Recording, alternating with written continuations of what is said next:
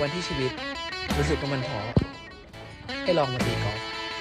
พวกเราแม่งสภานักเรียนท้อกว่าเดิมอีกบ้านการนานูขอเชิญชวนทุกคนออกมาใช้สิทธิ์เลือกตั้งสภาผู้แทนราษฎรโดยใช้สิทธิ์ตามภูมิลำเนาบ้านเกิดของตนเอง หรือ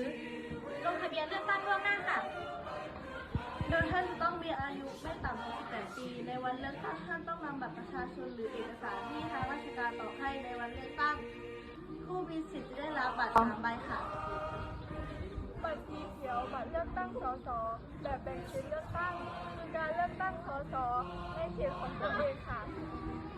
บัตรสีชมพูบัตรเลือกตั้งสสแบบบัญชีรายชื่อหรือการพรรคค่ะ บัตรสีเหลืองบัตรออกเสียงแบบประเด็นเดียวเห็นชอบหรือไม่เห็นชอบในการมีรัฐธรรมนูญฉบับบัตรนี้จะได้แค่ช่องเดียวนะคะ